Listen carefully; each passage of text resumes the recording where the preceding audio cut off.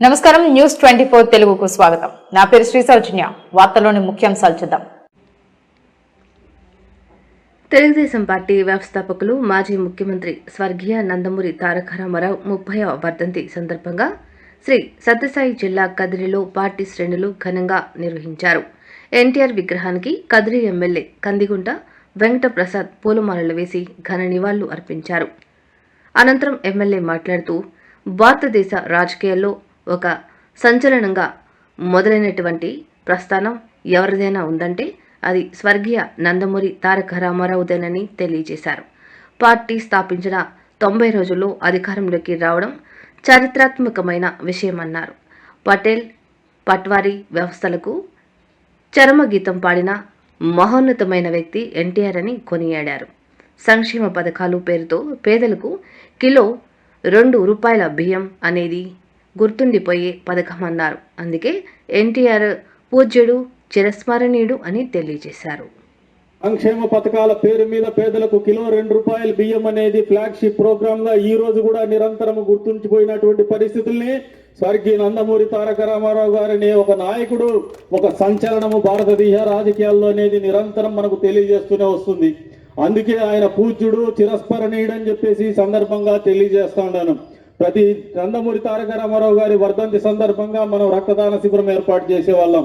ఈసారి రేపటి రోజున ఉన్నటువంటి కార్యక్రమం దృష్ట్యా వచ్చే రోజుల్లో నారా లోకేష్ గారి పుట్టినరోజు సందర్భంగా రక్తదాన శిబిరానికి మనం ఆలోచన చేసినామనేసి దీంట్లో ఎక్కడ కూడా ఎరగబోయేటువంటి పరిస్థితి లేవని చెప్పి కూడా ఈ సందర్భంగా తెలియజేస్తా ఉన్నాను. ఎందుకంటే రాజకీయ పార్టీలు సేవా కార్యక్రమాలు చేయడం అనేది తెలుగుదేశం పార్టీ ఆవిర్భావం తర్వాతే జరిగింది. ఎన్టీఆర్ ట్రస్ట్ ద్వారా పేద విద్యార్థులకు తెలుగుదేశం పార్టీ కార్యకర్తలు అసలు బాసినటువంటి తెలుగుదేశం పార్టీ కార్యకర్తల బిడ్డలకు ఉచితంగా విద్య బోధించేటువంటి కార్యక్రమాలు మొదలు పెడితే రక్తదాన శిబిరాలు నిర్వహించి ఎన్టీఆర్ బ్లడ్ బ్యాంక్ ద్వారా పేదలకు రక్తాన్ని అందించేటువంటి కార్యక్రమాలు కూడా చేయగలిగింది కేవలం తెలుగుదేశం పార్టీ సొంతం, స్వర్గీయ నందమూరి తారక రామారావు గారి సొంతం అని చెప్పేసి కూడా ఈ సందర్భంగా తెలియజేస్తాను. అక్కడి నుంచి పోతే Basava Taraka Rama hospital, cancer hospital కూడా ఈ రోజున విశిష్టమైనటువంటి సేవలు పేదలకు అందిస్తున్నారు.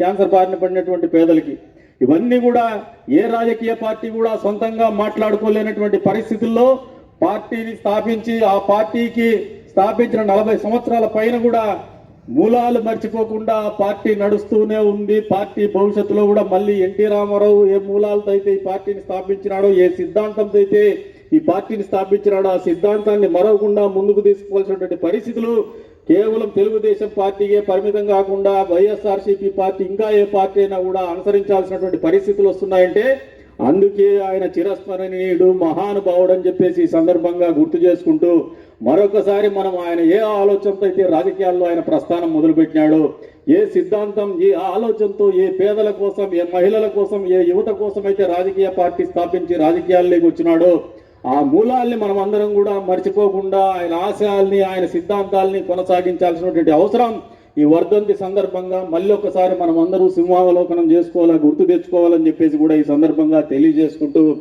ఈ తెలుగు జాతికి కావచ్చు మనం ఘనమైనటువంటి నివాళులు కానీ ఘనమైనటువంటి కీర్తిని కానీ ఆపాదించిన వాళ్ళం అవుతామని చెప్పేసి కూడా ఈ సందర్భంగా తెలియజేసుకుంటూ మరొకసారి ఈ కార్యక్రమానికి విచ్చేసినటువంటి ప్రతి ఒక్కరికి కూడా పేరు పేరున ధన్యవాదాలు తెలుపుకుంటూ సెలవు తీసుకుంటున్నాను.